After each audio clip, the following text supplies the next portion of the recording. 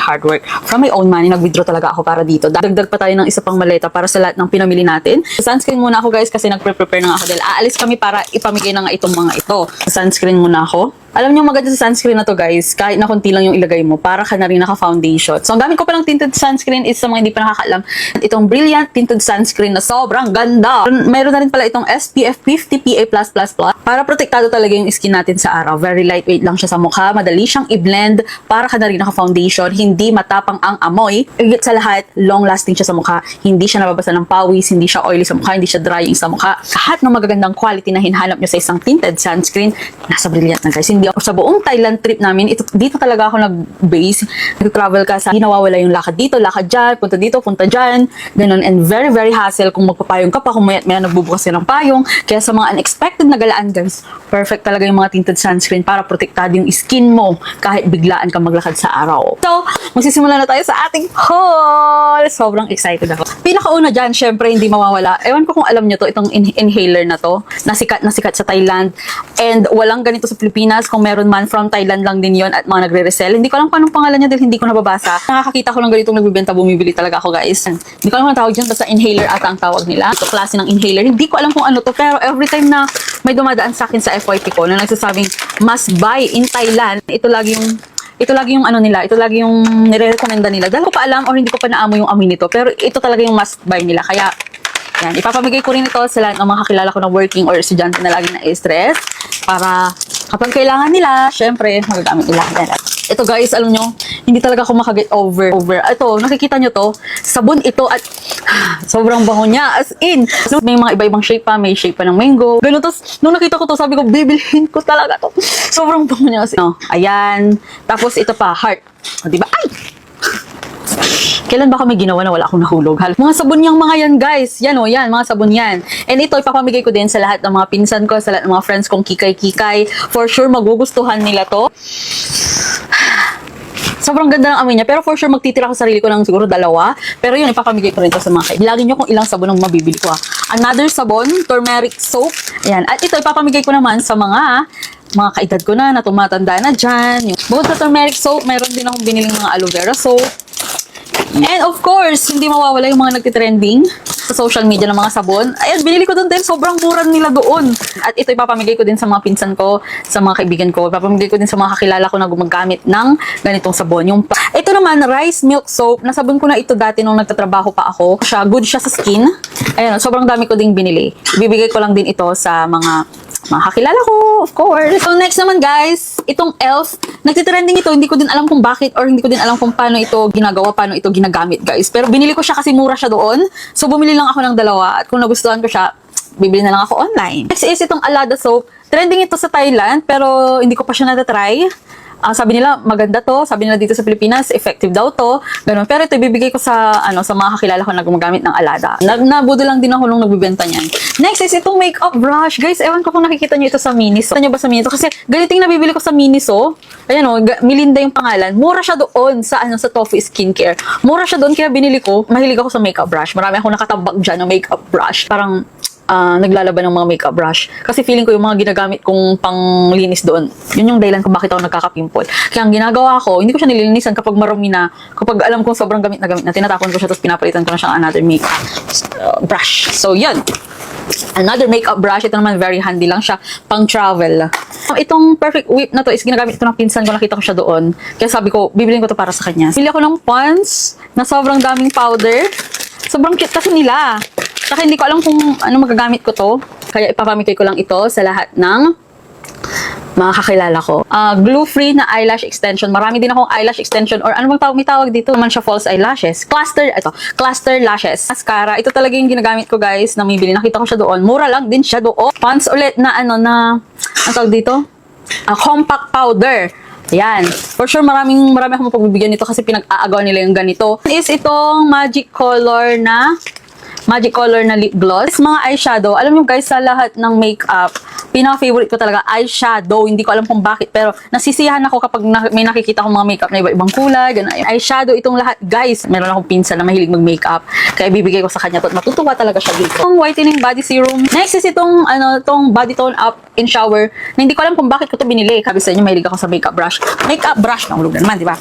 Makeup brush. Itong makeup brush na to, nakita lang ako sa kulay-kulay niya. Pero pang re-regalo ko lang dito at hindi ko ito gagamitin. So, sleep, mahilig kasi ako sa mga nude color. Bango din ito, guys. Sobrang bango at sobrang cute ng niya, ng style niya. Parang flower siya na soap. Natin mga ref magnet, pang display, pang souvenir na galing. And chinelas, nabili ko ito, guys, sa floating market. Sobrang cute niya at ito ay para kay mama ko. Akala ko pamaypay siya. Sabi ko, paano pinapamaypay yung gano'n? Yung pala, pag ginanon nyo siya, magiging sombrero. Ayan o. Oh, di ba? Sobrang cute niya, guys. At ibibigay ko to dun sa matanda sa bahay namin na mahilig siyang magtanim-tanim sa labas. Kaya hindi mawawala, syempre, yung gentlewoman kasi napakamura doon nabibili yung mga ganitong klaseng bag na gentlewoman. Nakikita ko lang ito sa social media at sabi ko, worth it din naman pala. Mura lang pala doon ito. Kaya sabi ko, why not? Bumili ako. Itong magandang kulay, nung nakita ko to, sabi ko, bibilin ko talaga dito. Tingnan nyo, guys, yung kulay niya. First time ko lang din ito. Hala, ang ganda, ang cute! Ang cute. Wala siyang sling, pero sobrang cute niya. Hello. Kasi itong pantulog, hindi ko na siya sa inyo. Ay, sige. Parang 1,000 plus or 700. Ganun, pero ang ganda niya, oh. So, syempre, hindi mawawala yung mga ganitong terno-terno. Yan, oh, mga terno-terno na ganyan. Ibibigay ko na lang ito sa mother ko para may bago din siyang ganito kasi bira siyang magkaroon ng ganyan. Pajama. Pero hindi ko na siya i-open sa inyo. Maganda din ito, guys. Sobrang ganda ng mapatulog nila doon. Parang prinsesa. Itong na to, sobrang feeling ko ituturing ko siyang memorable kasi galing ito sa tour guide namin. Nung ako sa Eve and Boy na retinol peptide lifting pad. Hindi ko alam kung paano ito ginagamit, guys, pero nakita kong hinord ng babaeng taga-ibang bansa to. So sabi ko, hindi naman niya i-hoard yun kung hindi effective. Kaya napabili din ako, bumili ako. Ibibigay ko sa mga pinsan ko na bata. Marami kasi akong pinsan na bata dyan. Ayan, oh. Pero yung dark chocolate is sa akin yan kasi mahilig ako sa dark chocolate na walang sugar. Ganda. Sana pala dinagdagan ko yung chocolate. Ayun lang, guys, lahat ng pinamilo ko. Oh. More on makeup and skincare dahil ang sayang magbili-bili ng mga ganyan-ganyan doon. Dahil ako kung babalikan ko ang Thailand, and my answer is yes. Lahat ng bansang pinuntahan ko, parang sa Thailand lang talaga ako na in love. Parang sabi ko, this is my home! This is finally my home. Ewan na kung matatry natin, papalarit tayo pumunta sa Japan, Korea, tapos maraming mga skincare. Baka mapapalit, hindi ko na home ang Thailand. So yun, guys, thank you so much for watching and thank you so much. Papamigay ko na to ngayon, guys. Magme-makeup lang ako. Uy, Clara, ba't mo naman pinahiya ng ganun si Agosto? Megan, kung hindi mo type ang isang lalaki, huwag tanggapin kung anong binibigay niya. Pero kung tinanggap ko yung flower na binibigay niya, di isipin niya, type ko siya. Ew, never. Alam mo, bahala ka dyan. Sa bagay, yung mga type mo, yung mga poging hindi marunong magseryoso. Kaysa naman yung Agosto na yun, mukha kaya siyang ulik ba? Sorry. Oh, pinapabigay niya Agosto. Ano ka ba? Ba't mo tinanggap? Iyang kulit eh. Maganyan-ganyan ka lang kasi hindi mo kilala si Agosto. Isa siya sa pinakamatinong lalaking makikilala mo. Yuck! Over my dead body. Pagtatawanan ako ng pamilya ko pag pinatulan ko yun. Anyway, sabihin mo, thanks. Sakto ba naman gutom ako? Hoy! Saan ka pupunta? May date ka ba? Kanino? Kanino pa? Eh di kay Agosto. Kay Agosto? Alam mo, this is really dream come true. Finally, makakadate ko yung taong gustong-gusto ko. Teka, di ba ayaw mo sa kanya? Sige na, alis na ako ha. Baka kasi naantay niya na ako eh.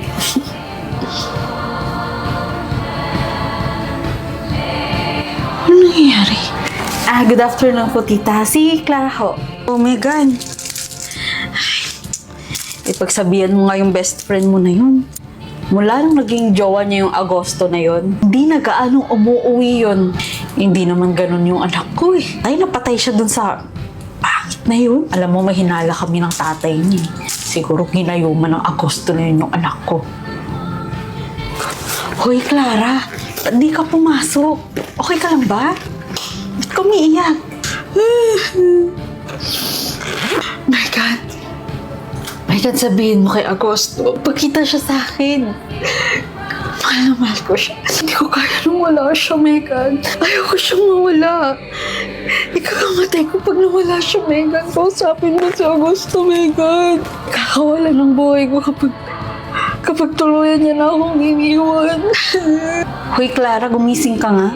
Ikaw ba yan? Nakausap mo na pa siya? Masyado ka na raw kasing possessive. May makausap lang daw siyang babae, sinasabunutan mo na yung babae. Tsaka ayaw mong mawali sa kanya.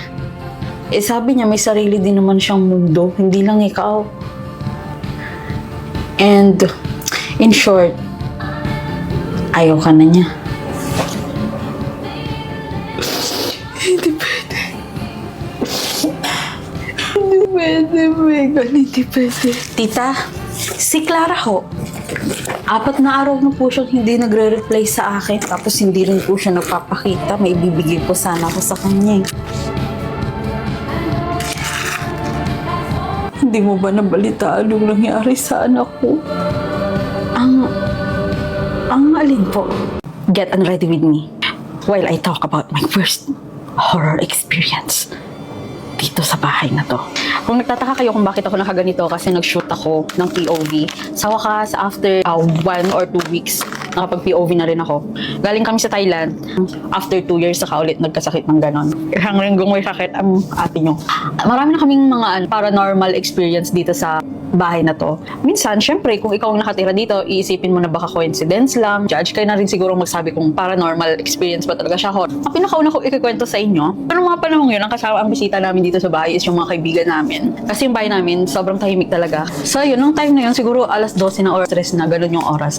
So sobrang ingay namin. Yung TV na pinost namin, bigla siyang nag-play. Nasa tabi lang ng TV yung remote. Sumata kami, ano meron? Ba't siya nag-play ng ganun? Tapos ang second naman, na mag-isa ko lang kasi dito sa bahay nun. Tapos nagsasalamin ako kasi nagbe-makeup ako. May pupuntahan kasi ako. Tapos,